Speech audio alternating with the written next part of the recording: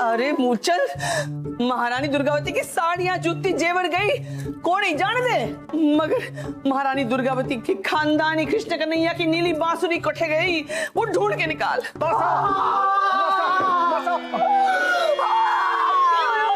दादी साहब, मेरे सारे कपड़े चोरी हो गए। दादी साहब, और तो मेरी जूतियां तक चुरा कर ले गया, मैं बाल कैसे संवारूंगा? देखो, जूतियां और कपड़े चोरी होने से बाल संवारने का क्या संबंध? अरे संबंध है पिताजी, देखिए मैं समझाता हूँ। पहले मैं कपड़े पहनता हूँ, फिर मैं जूतियां पहनता हूँ, तब मैं अपने बाल संवारता हूँ। सोचो, अगर मैं पहले अपने बाल संवार लूंगा, फिर मैं कपड़े पहनूंगा, फिर मैं जूती पहनूंगा, तो मेरे बाल बिगड़ जाएंगे ना, दोबारा से संवारने पड़ेंगे। इसीलिए पहले मैं कपड़े पहनता हूँ, फिर मैं जूती संवारता हूँ। मासा, हमारे कपड़े और जूतियां सब चोरी हो गए। मूलचंद, तू खड़े खड़े क्या देख रहे? चल बांसुरी ढूंढ। महारानी साहब, थारी बांसुरी कहीं नहीं से, इब तो बस जमीन खोद के देखना पड़ा था, सर झुका के। महारानी साहब की जय। महारानी साहब, ये हम क्या सुन रहे हैं कि महल से शाही मोहर के साथ साथ आप सबके कपड़े, जूते और कुछ और सामान गायब है? हमारी खानदानी नीली बांसुरी भी। समझ गए।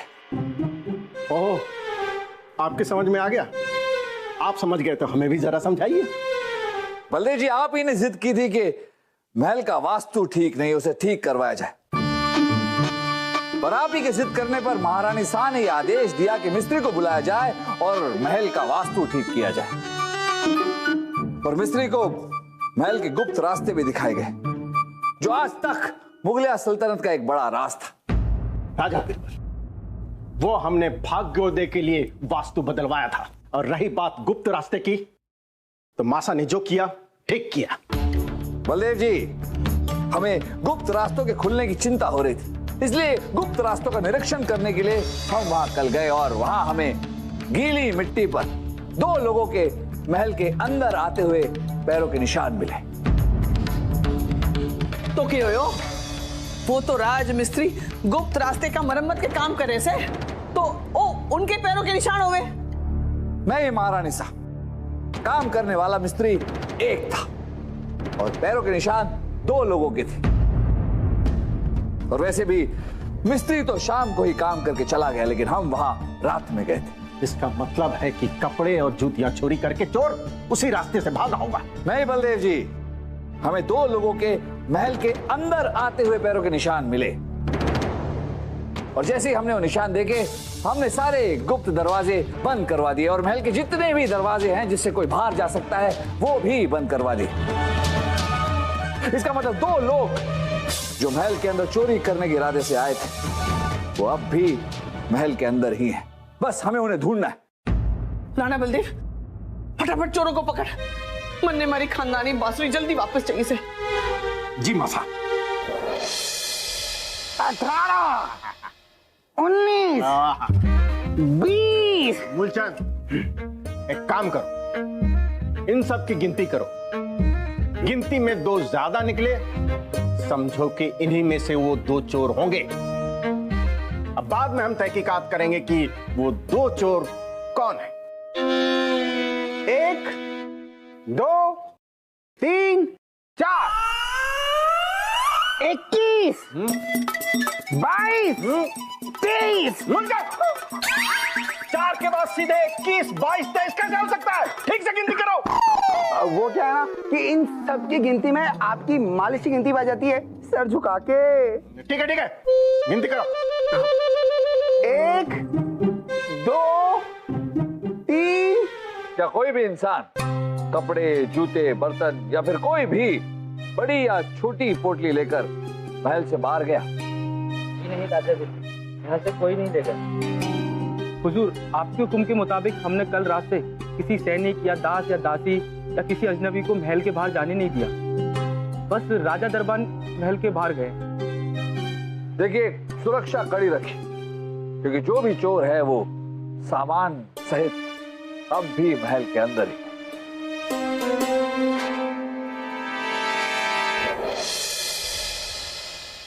राणा बलदेव, चोर की कोई खबर मिले से? महारानी साहब, अभी तो पता नहीं चला है, लेकिन हम उसे ढूंढ रहे हैं, जल्दी पता चल जाएगा।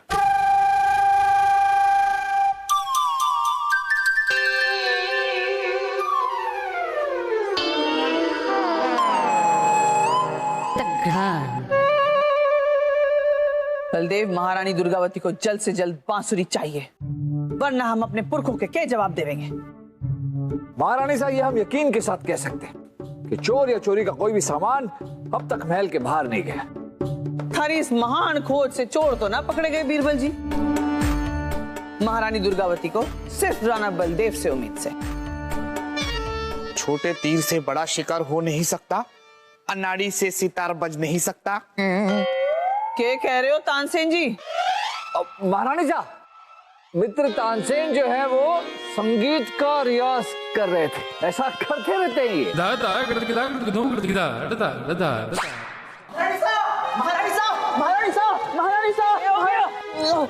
महारानी साहब, अभी खबर मिली है कि एक बाजार एक साहूकार को महल में लाके चोरी करके बेच रहा है। क्या? मतलब अभी हमने देखा कि एक साहूकार महल से चोरी हुआ सामान बाहर बाजार में बेच रहा है। क्या?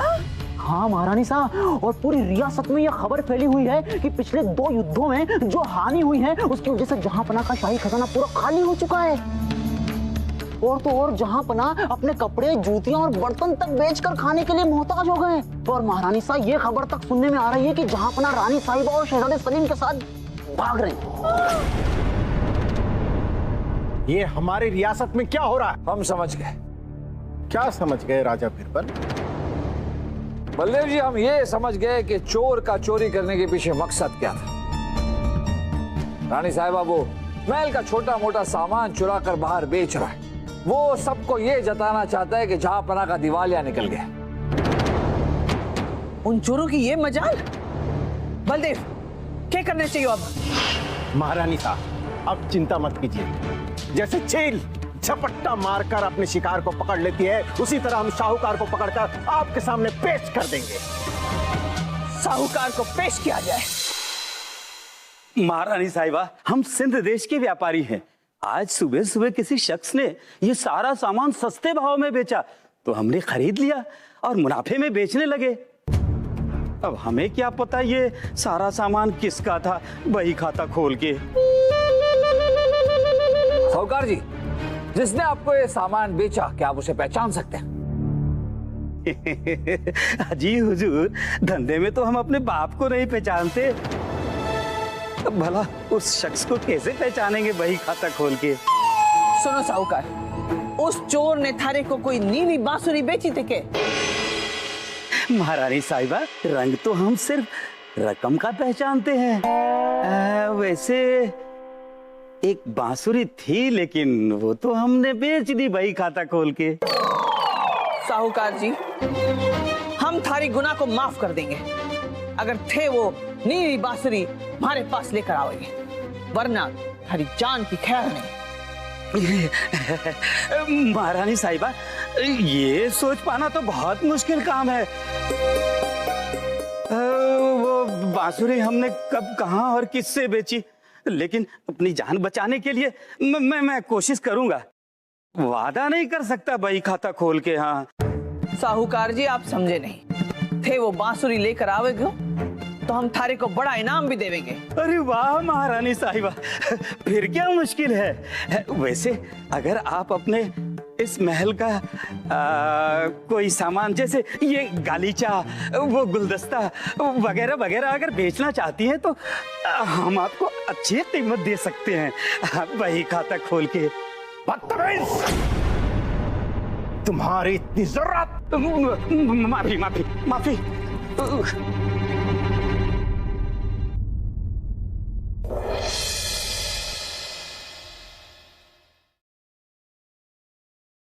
महारानी साहब की जय।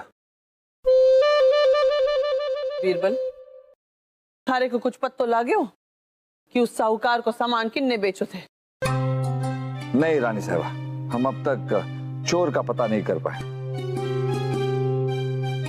बांसुरी को नहीं मिली, जूते, कपड़े, लत्ते, जेवर सो गए सो अलग। महारानी साहब, असली समस्या चोरी नहीं है। असली समस्या है कि कौन है जो मुगलिया सल्तनत की बदनामी कर रहा है। हमें जल्द से जल्द पता करना होगा कि सारे षड्यंत्र के पीछे कौन है। चलो चलो सब चलो। मूलचंद, जी कुंवर साहब। जब हमने इन सब की गिनती करवाई थी तब सब ठीक था, लेकिन अब इनके पैरों के नाप ले लो। गुप्त रास्ते के पैरों के निशान से इनके पैरों के नाप मिलाकर हम पता कर लेंगे कि चोर कौन है। जी कुंवर साहब।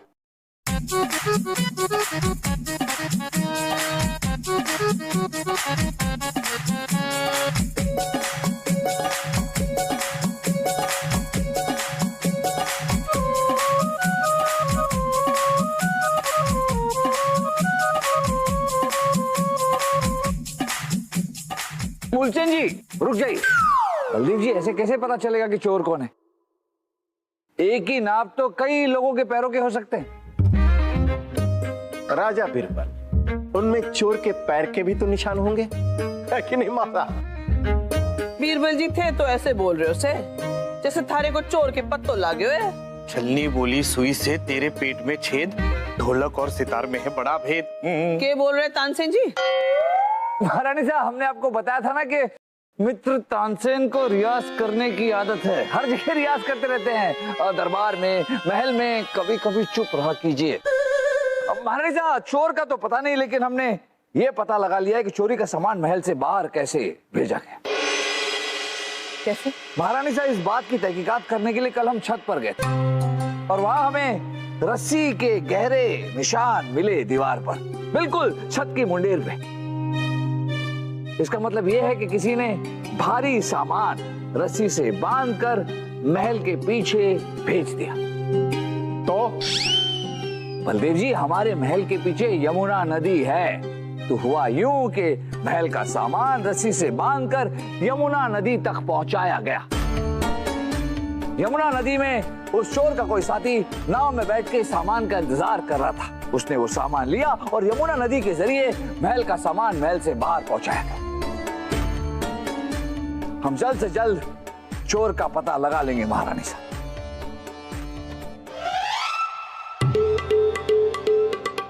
मित्र बीरबल, आपको ये जो ऊपर मिला है वो हमें ऐसा लगता है कि टूटी हुई चूड़ी का टुकड़ा है। जरा हमें भी तो बताओ क्या मुखड़ा है? मित्र तानसेन, ये टूटी हुई चूड़ी का टुकड़ा हमें छत पर बिल्कुल उसी जगह मिला जहां से चोरों ने महल का सामान यमुना नदी में पहुंचाया। वो तो हमें पता है, तो फिर पूछ क्यों रहे? बीरबल जी, हमने पूरा महल छान मारा और आप यहाँ हैं। आप हमेशा पूरा महल क्यों छान मारती हैं? आप मिलते जो नहीं इसीलिए। बीरबल जी, ये चूड़ी आप हमारे लिए लाए हैं, तो ये टूट कैसे गई? कोई बात नहीं, आप ही हमारे लिए कंगन है, हार है, कान की बाली है, पाजेब है। आप पूरा जेवर का डिब्बा कह दीजिए, जल्दी खत्म हो जाए। हाय, इसी अदा पे तो हम मरते हैं, मेरे जेवर के डिब्बे। अनारकली, है कि हम आपके लिए ढेर सारी चूड़ियां लाए थे, उसमें से एक टूट गई, बाकी चूड़ियां आपके कमरे में रखी हैं। पहले बताया क्यों नहीं? मित्र बीरबल, आप अनारकली के लिए चूड़ियां लाए? नहीं लाए हैं, हमने झूठ बोला ताकि वो चली जाए। मित्र बीरबल, मोहब्बत की आंखों में यूं गुलेल नहीं मारते। हमने भी देखा है आशिकों को अपने कपड़े फाड़ते। राणा बलदेव, मारे को एक बात को नहीं समझ आवे से कि जन्माष्टमी कल से, मगर बीरबल को महारानी दुर्गावती के साथ आई हुई दासियों के मुंह से आज जन्माष्टमी के भजन क्यों सुनना चाहे से? मासा होगी कोई वजह, लेकिन ये तो हमारे लिए अच्छा ही है ना कि बीरबल भजन सुनने में अपना वक्त जाया करेंगे, तब तक हम चोरों को ढूंढ निकालेंगे। उस साहूकार की कोई खबर? हमारी बांसुरी कब ला रही हो से? वो उस आदमी को ढूंढने में लगा है जिसने उससे बांसुरी खरीदी थी। हम लोग उसका साथ दे रहे हैं। कल जन्माष्टमी तक बांसुरी मिल जानी चाहिए, हमें ये लगता है। महारानी साहिबा की जय हो। बलदेव जी के लिए खाना लेके आए, तड़का लगा के। पत्तल में बर्तन तो सारे चोरी हो गए। पिताजी कोई बात नहीं, आज हम साथ में खा लेते हैं, आपका खर्चा भी कम होगा, है का नहीं? एक काम करो, खाना रख दो। हाँ? जी जी बेटा।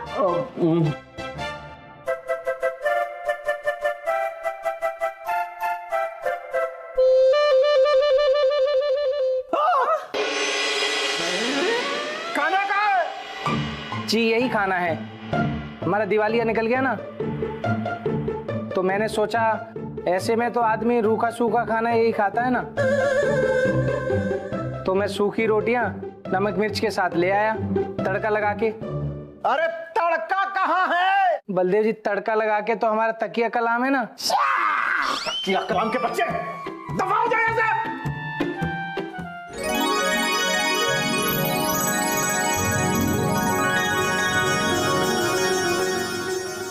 तानसेन जी, बीरबल जी ने हमें कभी नहीं बताया कि उन्हें भजन पसंद है, नहीं तो हम कब का सीख के उन्हें रोज भजन सुनाते। मित्र बीरबल को पकोड़े भी बहुत पसंद है। अभी भी नहीं हुई है देर, जब जागो तब सवेर। बीरबल जी, हम इन सब के साथ मिलके भजन गाएं? अनारकली जी, आपका भजन हम किसी और दिन सुनेंगे। महारानी साहब, एक दरख्वास्त है, अपनी दासियों से कहिए कि अभी हमें एक मधुर सा भजन सुनाए। हाँ बिरबल जी, आपने बिल्कुल सही कहा, जब आदमी का दिवाला निकल जाता है ना, तो भजन ही उन्हें बचा सकता है, ऐसा नहीं? महारानी साहब, गाओ रे छोरियों। गोकुल में बादे बधैया रे, आज जन्मे कन्हैया। गोकुल में बादे बधैया रे, आज जन्मे कन्हैया। नंद बाबा आनंद में झूमे, नंद बाबा आनंद में झूमे। हंसत यशोदा मैया रे, आज जन्मे कन्हैया। गोकुल में बादे बधैया रे, आज जन्मे कन्हैया। गोकुल में बादे बधैया रे, आज जन्मे कन्हैया। गोकुल में बादे बधैया रे, आज जन्मे कन्हैया। गोकुल में बादे बधैया। महारानी साहब,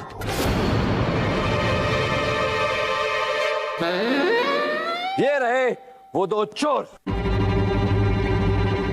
बीरबल, थारी ये मजाल कि मारवाड़ की औरतों का घूंघट उठाओ। ये दो औरतें नहीं बल्कि मर्द।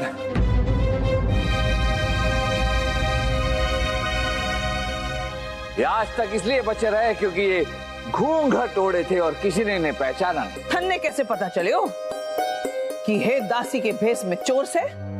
महारानी साहब, जब हम छत पर जांच कर रहे थे तो वहां से हमें टूटी हुई चूड़ियों के कुछ अंश मिले।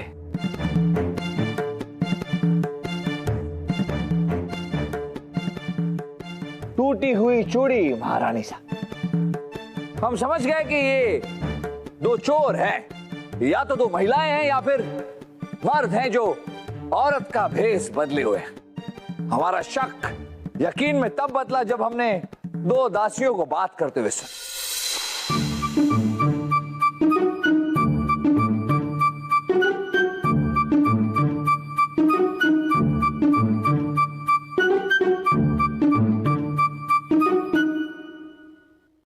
अरे बिमला, महारानी साहिबा की ये दो दासियां हम औरतों के सामने भी घूंघट डाल कर ही रहती है, कभी इनकी आवाज भी नहीं सुनी और ऐसे लगता है जैसे भगवान ने सारी शर्म इन लोगों को ही दे दी।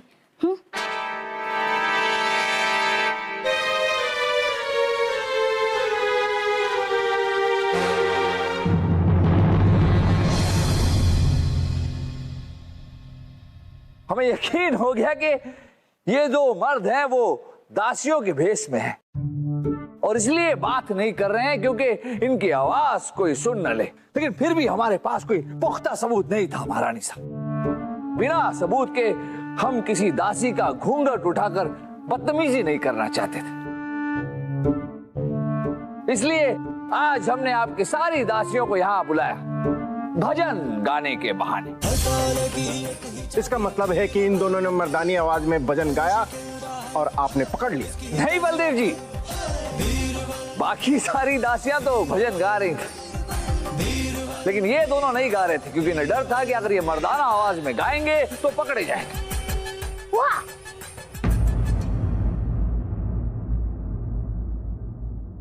बताओ तुम दोनों ने चोरी क्यों की और जहां पनाह को दिवालिया क्यों घोषित करना चाहते हो, बताओ। हुजूर हमें मत मारिए हुजूर, ये सब कुछ हमने किसी के कहने पे किया हुजूर, हमें माफ कर दीजिए। थे अपनी जान बचाने के लिए झूठ बोल रहे थे? नहीं महारानी साहिबा, हम सच कह रहे हैं। हमें तो चिट्ठी और रकम मिली थी, लेकिन हमें ये नहीं पता कि वो रकम हमें किसने दी थी और वो चिट्ठी हमें किसने लिखी थी। हम सच कह रहे हैं। हाँ महारानी साहिबा, हम दोनों तो भाई हैं। हम तो पत्थर तोड़ने वाले गरीब मजदूर इंसान हैं। हमारी माँ बीमारी से मर रही थी, उसके इलाज के लिए हमारे पास धन नहीं था, जिसकी मजबूरी के कारण हमें ये काम करना पड़ा। आप चाहें तो हमारी बीमार माँ को हमारे घर देख सकते हैं। इसके बाद भी आपको विश्वास ना हो तो आप हमारा सर कलम कर सकते हैं। वो चिट्ठी कहाँ है जो आपको भेजी गई थी?